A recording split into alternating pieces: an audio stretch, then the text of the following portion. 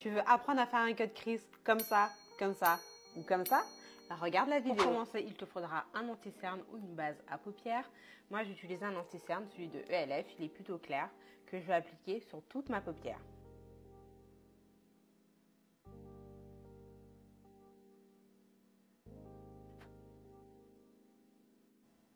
Donc là, c'est bon. Ce qu'on va faire, c'est que je vais prendre un pinceau, un fard marron, n'importe lequel, il faut juste qu'il soit marron, hein. Et je le mets là au niveau du creux. Je remonte bien en fait vers l'intérieur, c'est très important.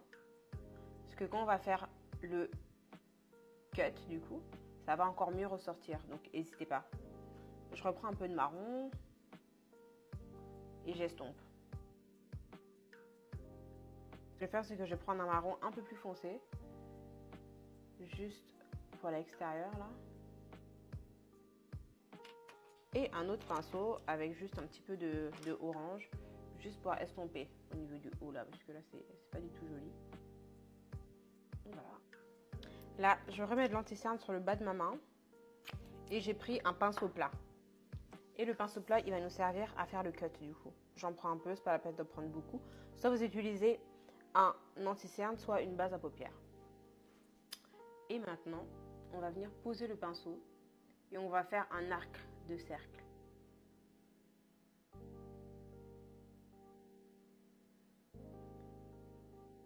On crée la forme en fait. Voilà. Pour les paupières tombantes, vous remontez. Parce que vous aimez trop me poser la question. Pour les paupières tombantes, vous ne suivez pas le creux en fait. Vous devez toujours remonter. Parce que sinon, ça va encore plus creuser. Et là, je tapote en fait. Je tapote. Et là, on voit directement que le cut crease, enfin, il s'est formé très facilement. C'est pour ça que je vous disais bien de mettre du fard à ce niveau-là. Parce que ça fait ressortir en fait le cut crease. Donc là, j'étale juste mon anti-cerne.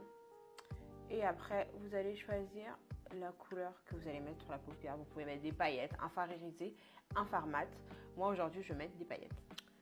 Hop, là, j'ai pris mes paillettes sur un pinceau plat. Et je viens juste déposer par-dessus.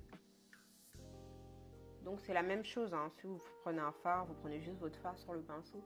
Et vous venez déposer partout où vous avez mis l'anti-cerne. C'est là où vous mettez la couleur que vous voulez utiliser. Et maintenant, pour fermer mon cut crease en soi, je vais prendre un fard marron foncé que je vais juste venir estomper là, le coin externe.